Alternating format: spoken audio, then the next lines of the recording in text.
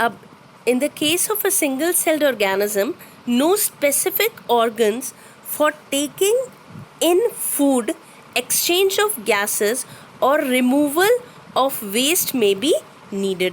अब अगर कोई सिंगल सेल्ड ऑर्गेनिज्म है, फॉर एग्जांपल अमीबा है या कोई भी और बैक्टीरिया है, तो उसमें खाना खाने के लिए, ठीक है, और जो गैसेस हैं एक्सचेंज करने के लिए, भाई रिएक्शन हो रहा है बॉडी के अंदर खाने को डाइजेस्ट करने के लिए, तो उसके लिए गैसेस की भी रिक्वायरमेंट है. कौन सी गैस की रिक्वायरमेंट होती है बेटा? एनिमल्स को ऑक्सीजन.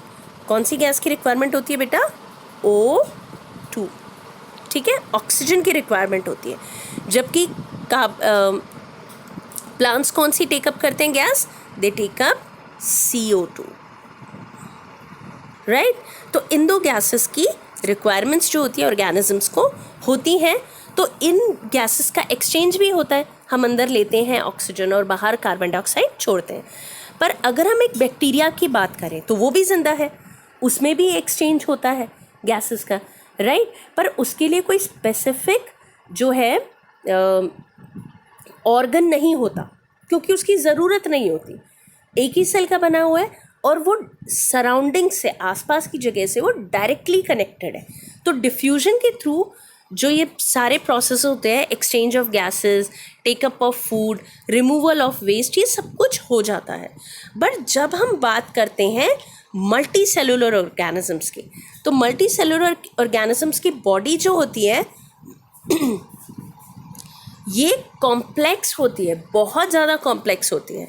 अब हमारी बॉडी है, हमारी बॉडी बहुत सारे सेल्स से मिलकर बनी हुई है. It is a complex body, right. अब हर एक सेल तो सराउंडिंग्स के कांटेक्ट में नहीं है नहीं है, राइट.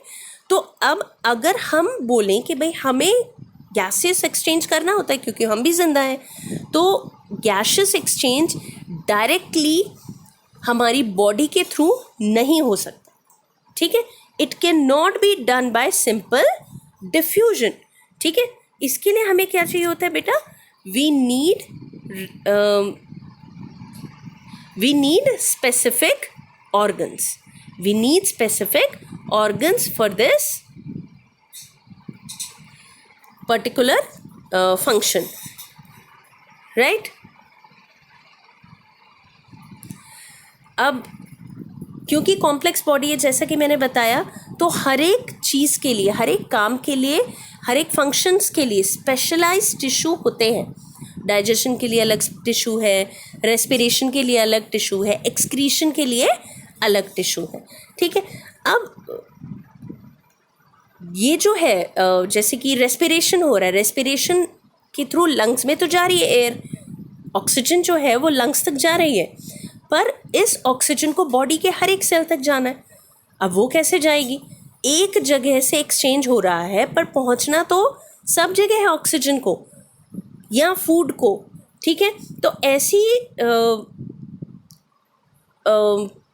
सिचुएशन में जो ऑक्सीजन जो कि लंग्स में आ रही है, इसे ट्रांसपोर्ट भी करना पड़ रहा है. क्या करना पड़ रहा है बेटा? ट्रांसपोर्ट करना पड़ रहा है बॉडी के हर एक सेल तक.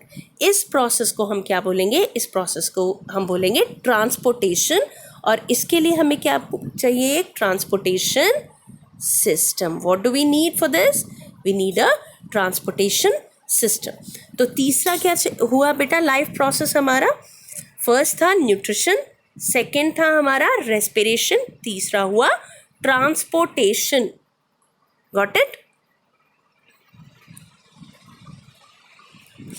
अब ये जो पूरा प्रोसेस हुआ, खाना खाया ऑर्गेनिज्म ने, खाना डाइजेस्ट हुआ रेस्पिरेशन के थ्रू, और जो रिक्वायर्ड चीज़ें थी वो सब ट्रांसपोर्ट हो गई बॉडी के सेल्स में. अब इस प्रोसेस में कुछ वेस्ट भी प्रोड्यूस हुआ, ठीक है, जिसे हम बोलते हैं बाई प्रोडक्ट्स. वेस्ट भी प्रोड्यूस हुआ जो कि हमारे लिए बेकार तो है ही, कभी कभी बहुत ज़्यादा हार्मफुल भी हो सकता है. And that is why it is needed to be removed. इसीलिए इसे क्या करना पड़ता है बेटा? रिमूव करना पड़ता है, ठीक है. अब रिमूवल के लिए हमारे पास एक और सिस्टम है, एक और प्रोसेस है that occurs in organism, which is excretion. कौन सा प्रोसेस है बेटा? एक्सक्रीशन। ठीक है,